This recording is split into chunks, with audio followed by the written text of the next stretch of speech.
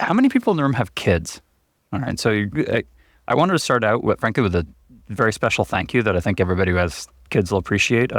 It's a thank you to the entire SREday team and to Mark and Miko and Sarah, who I know are in another room. I was a presenter at SREday in San Francisco, and 2 minutes before I was supposed to get on, my daughter called. She had a fever, and she just really needed to be talked down off the ledge. And they actually delayed the entire schedule of the conference for 10 minutes, including 70 attendees who they made an announcement. All 70 people just sat and waited while I hopped off and just talked to my daughter. It was just an incredibly special moment, like as a dad. I think everybody here would appreciate it. So I just like to start out with a really big thank you to the SREday organizers for that. It was just an important thing. My hope is that, while the first half of this is going to look a lot like a vendor pitch, I think that my hope is that we're one of the very few vendors here where our goal is to pay people who are here, which is maybe a little bit different, I hope, than what you'd expect. If you're interested in more being like a customer and being an enterprise user, please see me at the booth. Hey, I will happily have that conversation as well. We can set up any time that you like. But this talk isn't actually for that. And I think you'll see what I mean in a minute. I hope that has you at least a little bit intrigued, because the first half, we tried to go into the authors program in a presentation about a month ago, and unless I gave at least a little bit of the corporate pitch, it just didn't make any sense at all. And like at 45 minutes, we had people scratching their heads. So I'm going to start with the corporate pitch, and then we're going to get into what does it mean with this idea of like, hey, RunWhen is looking for authors to whom we pay royalties. This will all make sense at like slide 9. First, a perspective, I wish it were different. I think lean engineering teams are here to stay. Every single team that we work with is 20 to 40%, in one case 80% smaller than they were pre-COVID. Maybe this will come back, and even with the Fed dropping rates 0.5% yesterday. Like I just think that this idea of a 5-person team is a large engineering team. I think that's just going to be here for years and years to come. I think there'll be many more of those teams, but we're betting that every team going forward is going to be a lot smaller, and teams that were 10 or 15 are going to be 5 or 6. The enterprise clients that we work with, because they've had to go from this rapid transition of a heck of a lot of 10-person teams that are now 5-person teams, there's a lot of L0, L1 SRE, a lot of L0, L1 platform work that's got to go somewhere. And they don't have the junior staff that they used to. And so a couple things happen. It's either very senior engineers who are doing L0, L1 work, and that's just not a good use of anybody's time. Or it's low-cost outsourcing, and I frankly don't think that's a terribly good use of anybody's time either. Or it's automation. And that third bit is the one that has me the most interested in talking about. This actually came from like one of the tech leads from one of our enterprise customers showed me his phone about 3 weeks ago. And I love the way that he put it. He's like, look, I'll never be able to automate this meeting that I called. But while I'm sitting there in that meeting, all of our schedules are getting delayed. While I'm sitting there in that meeting, my phone is going off. I'm guessing for a bunch of the people who are here at this conference, like while you are here, you're getting continuous notifications from an awful lot of stuff that kind of comes back. Well, you restart my pods. Work that is probably not the best use of your time, and suddenly somebody's like waiting on you to do something that frankly could have been automated some other way.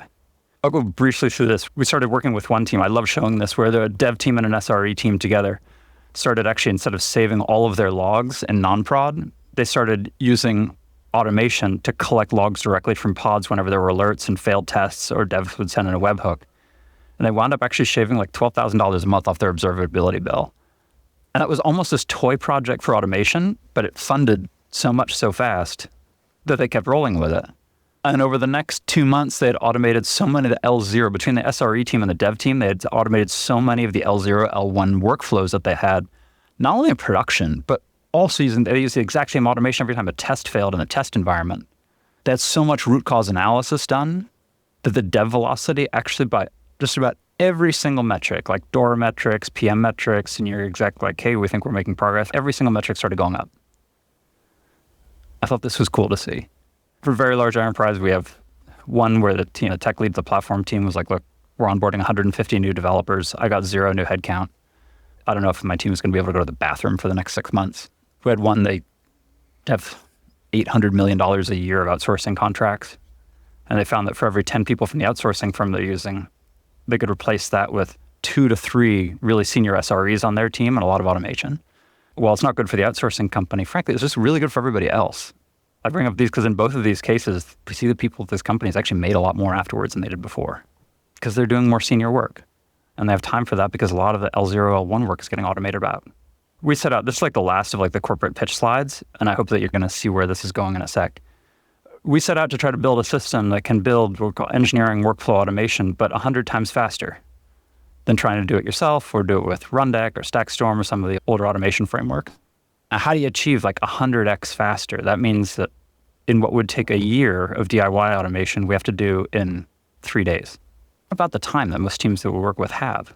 Whereas before you have to think about, all right, where's your automation going to run? Somebody on the team has to do some pretty serious architecture work. And then you actually somebody has to sit down and actually code out their workflow, code every single step that they take. Our thing was, hey, what if we have a community, that's what's coming, contributing lots and lots of generic automated steps? And you sync an environment and you import, not like a few hundred, but import 3,000 or 4,000 steps all at once from the community. So that's difference number one. Difference number two, I think when we typically think about like engineering automation, we think, all right, step 1, step 2, step 3, step 4. Because of AI, we can do something that's very creative and very different. We call it goal-oriented automation. You give the AI assistant a goal, and it picks from amongst these thousands of steps that it can. Say, all right, what step is going to get me closer to the goal and closer to the goal and closer to the goal?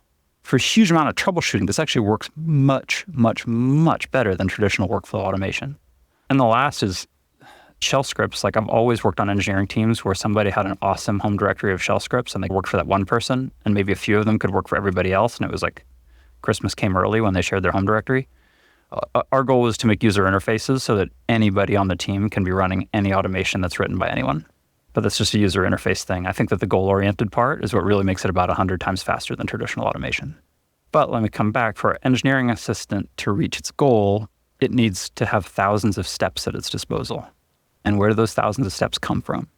When it runs 50, 80, 100 steps, the engineering assistant's going to come out with a really simple suggestion. Hey, you don't know anything about Kubernetes, but fix this readiness probe because there's a typo in it. It's going to come out with a much more complete report. Hey, we have one person on our 5-person team who really knows in-depth Postgres, and here's an issue that we spotted in the write-ahead log, and here's a lot of detail around how Postgres got locked up because of it. Going to have analytics for managers because we have to show the value, but very importantly for this particular session, every time one of the engineering assistants actually runs a snippet of automation, we pay a royalty back to whoever wrote it. And that's where I hope things get really interesting. When I was sitting by the entryway, it was funny to see like all these people, everybody come in with name tags with company names on them. This part of the talk is actually, frankly, really geared for people who are between jobs. If you're between roles, if you know somebody who's between roles, if they're really good at automation, this is who we're looking for. Instead of showing that, I'm just going to give you a sense for what some of these things look like. Here are just some categories for the kinds of automation that the system is built to handle.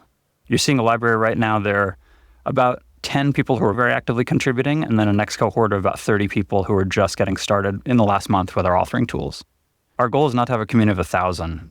We think that with give or take around 60 to 70 people, we can cover all the Kubernetes primitives we already have covered. We've covered the top 10 AWS and Azure primitives, services outside of Kubernetes. Like we think with about 70 people, we can cover the top 200 services from every major cloud provider, the top 100 open source packages, and we can even start to chip away at some on-prem work. But it's not a community of 1,000. Our goal is like a community of 70 or 80. We think that's enough. The registry shows the work that's already been done, at least the work that's been done in public. We have a number of people who are now working with us for some of our really large enterprise clients. Some of the registries are private temporarily because for a lot of different reasons, but we're expecting more and more of those to become public here over the course of the next couple of months. One example is supposed to land in public over the next 2 months. We have one team that's automating troubleshooting for 42 different services around Azure. And it's fantastic. They're just about to, wow, if you use any of these services for Azure, they're basically automating work that currently today is entirely manually done by a large team of outsourced folks that I think a lot of this could just be automated away. I'm not going to go into the technical, like how to do it. A, that's documented. B, if you're really interested, then it's setting up a meeting with me and a couple of the folks on my team. Because again, we're not looking for 1,000 people. We're looking for a community of 100. We're looking for a community of people where a lot of the people in the community know each other and or get to know each other through this. But I'm going to give a very quick glimpse of, hey, what's involved. That are the steps from 0 to us starting to pay bounties and royalties. There are 7 steps, so it's 2 slides. You can see this is what we call an AI-ready script or an AI-ready task looks like. You import environment variables and secrets. Using this DSL is called Robot Framework. It lets you mix and match Python, Bash, Java, Go, etc. You collect human readable-ish information from systems. Hey, using kubectl, using G-Cloud, using AWS CLI, using REST APIs, using fantastic scripts to actually troubleshoot Redis. You collect information from the system around you. You add the information that you've collected to a report. Say, hey, if you're writing this, you've probably spent a lot of time troubleshooting Kafka. Hey, here are 10 things that I'd like to see if I'm the expert. And then you parse the output for indicators saying, oh, wow, this Kafka client is actually running very slow compared to what I would expect. We call it raise an issue, not an exception. We call it raising an issue. To say, hey, I think that this needs either human review or I think that this needs AI review. Most of the scripts, literally the moral equivalent of running a CLI command or two and then parsing the output. They're simple to put together. We have AI tools that are in alpha that help people put it together. These scripts are fast. At this point, generally, our full-time authors are doing 3 to 4 of these troubleshooting kind of automation steps per week. And that includes not only writing them, but also testing them, giving them really good tests, giving them really documentation, then writing a couple of other very important parts. We call them generation rules. Hey, when we took an inventory of somebody's system, we found 3 instances of Postgres. Okay, great. Here, I have 22 steps to troubleshoot Postgres. Generation rules configure those steps for the environment. You generally work with us to get a regression test environment set up. We pay for all of the regression tests. We monitor all of the regression test environments. So it's generally working with our team on that front. And then you set up a repository in GitHub where all of your automation actually sits, because that's actually how we pay. We pay through the GitHub Sponsors program. We have a template with a whole bunch of examples to get people started. Hey, here, I forgot actually which troubleshooting examples we put in there. I think it's troubleshooting Nginx or something, troubleshooting bad Nginx configs or something like that. But that's very easy. You can certainly check that out if you're I don't want to look a little bit more at this before I do a meeting with Kyle and his team. We are working on this tool. It doesn't work very well, but it's going to be very cool when it does. It's Devin to actually build engineering workflow automation steps. I think that this will dramatically speed up. Even our tools, when we first started, generally somebody who was writing writing automated steps on our system full time would get through 2 or 3 a week, and now the really fast folks are getting 3 to 4 to 5 a week, and that's without this tool. And I suspect with this tool, we could probably get up to 7 to 10 a week. You might ask if we can auto-generate them. Why don't we just auto-generate all of them? Frankly, it's incredibly important to me and to our clients that for every bit of troubleshooting automation we have, we're paying royalties to somebody who's signing up to maintain the code. Because maintaining this code is actually, I think, much more important than writing it. That's why that's what, to me, the royalty system is all about. Hey, I have 42 different ways of troubleshooting GitLab.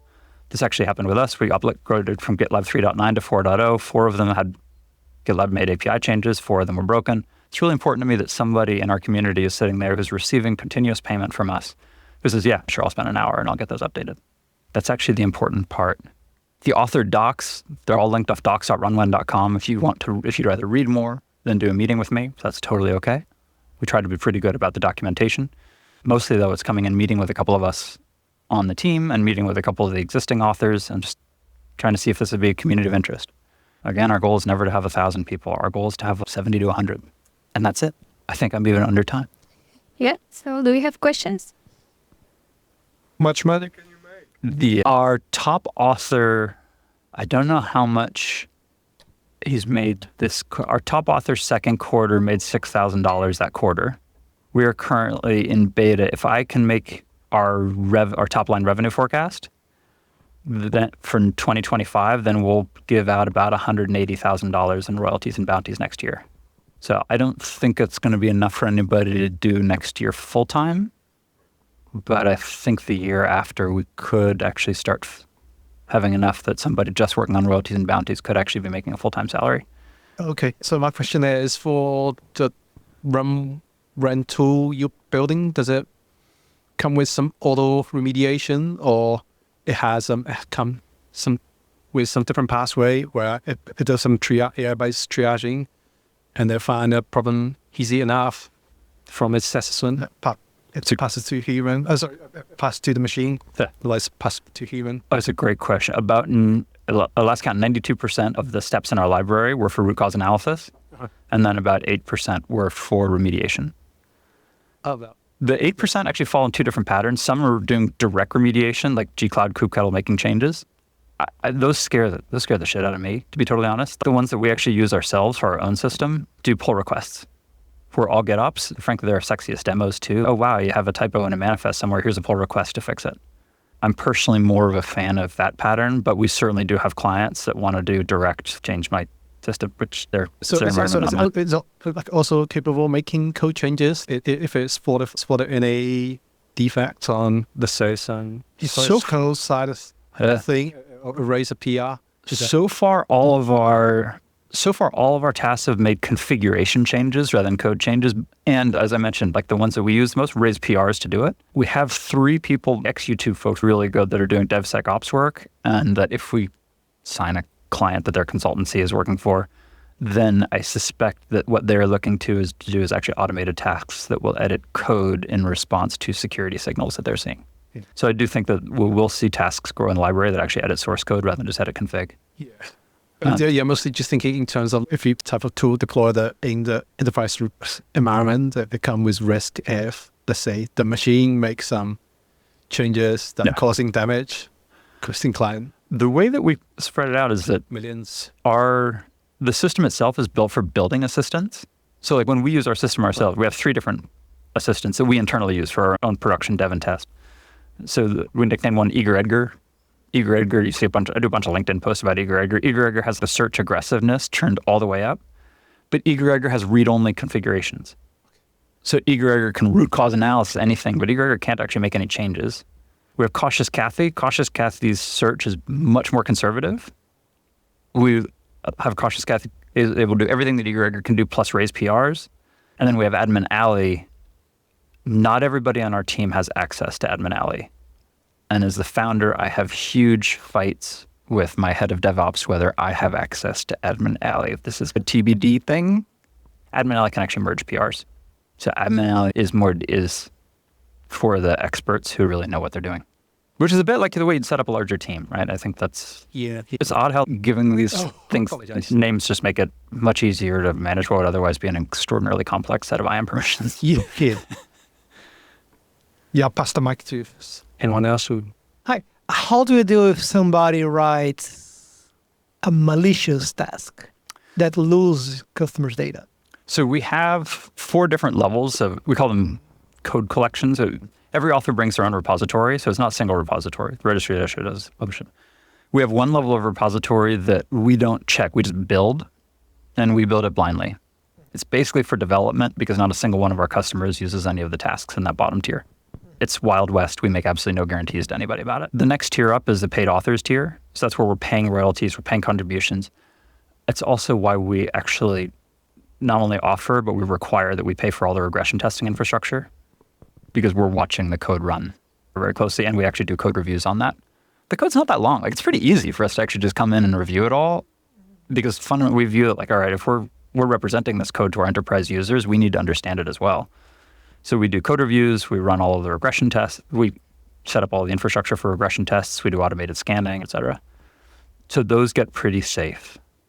And generally, if you think about our enterprise clients, they're not taking in code from 80 different authors. They're taking in code from generally anyone is 6 or 7. Hey, we're in financial services. Here are like the 4 or 5 authors that clearly came from financial services backgrounds because they're really used to the regulatory requirements under which we operate. And these 2 people came from this large bank that I also worked for. So we see it going that way. The upper tier beyond that is actually automation that RunWhen that we actually wrote. And so for both those middle tiers, we actually provide commercial guarantees to our enterprise clients. Like, we are really on the hook if automation in either of those 2 tiers does something nasty. So we take a lot of effort. And the top tier is actually automation that our clients write themselves. And we try pretty hard to not be responsible for that code. Okay, but still, the code is... Forget about the bottom tier. That one is, as you said, the Wild West. Right. But in the second and third tier, the code is still in the person's repository. Yes, but we're running the build system. Okay. So if we see something funky, then we don't release that build. Okay, because then all the security rules and so on are minimized to how the person deals with their personal security stuff, which is not always what compliance wants. That's what I was asking the question. Yeah, so we do things like, all right, we have some clients, for example, that need FIPS compliance. Mm-hmm. And so we make sure that the clients actually allow list by author. And so they're only allow listing authors and specific authors repositories where the author is signed with us that they're actually going to maintain FIPS compliance. Okay. So if the community were like 1,000 people, I don't think the setup would work all that well. But at 30 or 40, which is about the size right now, we can say, here are the 5 people that really have done FIPS compliance for 10 years. So we can say, all right, will you write an agreement with us so that we can write an agreement back with the end customer? Do you have more questions? Sorry, I was a little late, so maybe I missed it, but what kind of contributions are you currently in search for? It's a great, so if you remember right after SREday San Francisco, we're all Google folks, and we desperately needed Azure. And the largest client needed us to write 42, give or take, about 300 to 400 automated tasks of all kinds of different non-Kubernetes Azure services. I think we're through that hump now, but we had a desperate need for Azure. We currently have a client who actually, we have some base coverage over Jenkins, Apache Airflow, and there are two other packages. Like, for example, they're just starting a POC, and I think everybody like the current authors that we have that are all very active are actually totally full. Mm-hmm. So we're actually desperately looking for somebody who can do a little bit of work around the 4 packages that they care about. And given they're in POC, we're not paying royalties yet. We'll pay bounties so that people will do it on spec while we're still in the sales cycle. That's totally okay. We'll pay people ahead on royalties. We've done it before. Yeah, so if anybody we generally like people have production experience. So if anybody here has production experience with Apache Airflow and just seeing all the different ways that can go down.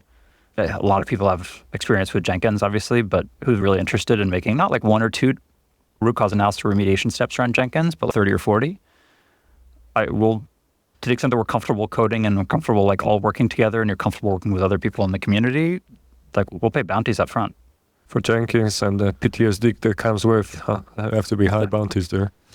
And for us at this point, I would say even in June it was different. For us at this point, it's every 3 or 4 weeks now we have some new client coming in or one of our existing clients who says, hey, we'd like to put you in a whole new environment. So at this point, it's like fairly continuous new requests that are coming in. Yeah, thank you.